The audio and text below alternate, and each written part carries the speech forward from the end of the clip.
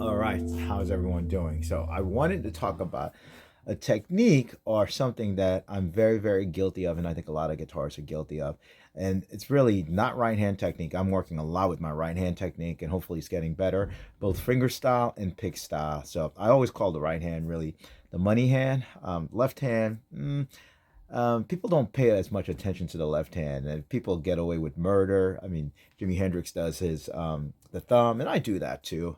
Wish I could play like him, but I do that too, and a lot of blues guys do that. And then you see the problem with some of this stuff is that if you improve on your technique, you're going to just get better, period. You'll get faster. You'll have economy of motion, the same way people talk about right hand pick technique and economy of motion and things like that. And then in classical guitar, the PIMA and things of that nature, really learning to follow through and finger position. We need to be careful about our left hands. And I found out I'm guilty of a very major flaw. And I found out actually through cello a lot of it. And then I started looking at my videos, and then I started looking at how I play and where my left hand positioning is. And a lot of it is wrong. And I'm not talking about having your thumb like this and like that. So that's not what I'm talking about.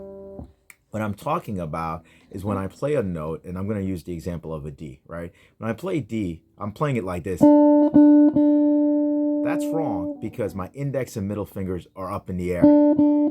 Similarly, when I play an A, that's wrong because my index finger is up in the air. The way it should be played is this. You ask, why does that even matter, right? Sometimes it sounds exactly the same. It just reinforces that note that you're playing. When you have the two or one prior finger holding the prior notes, it just gives you much more stability, and that note can be played with much more accuracy, and the pitch just sounds a little bit better. Yeah, could you get away with it? Yeah, I've been getting away with it, and tons of guitarists get away with it doing this thing. So, so let me show you an example that will really highlight this. And this is, by the way I'm practicing trying to get rid of it, because again, doing the cello thing and having the index and the middle finger up in the air when I have my ring finger down, that's not acceptable, at least not to my teacher. So my example is this, gotten from A Modern Approach to Classical Guitar, Book 1 by Charles Duncan. So this is not what this study is intended for. It's just intended for note studies. But at the same time, you'll see. So I'm going to play this simple melody that everybody here probably knows of. I'm going to play it correctly the first time, and then I'm going to play it incorrectly the second time. And again, do not worry about my right hand finger. This is not for me. I'm not trying to do I am like that. So you classical guitarists, please. Yeah, so that's not the purpose. Just watch my left hand, okay? So we start off with an open G.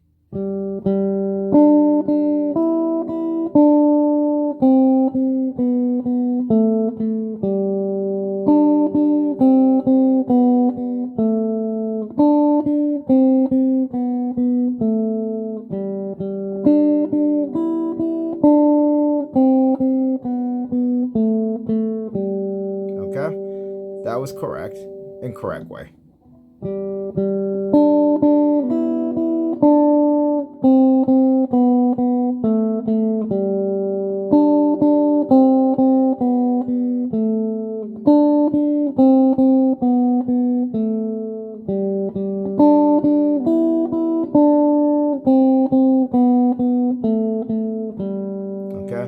So if you watch my right hand, I was kind of exaggerating it a little bit, but you get the idea, right? And you might say it sounded exactly the same. And yeah, sometimes it will sound the same, but overall, it really is going to help improve your playing.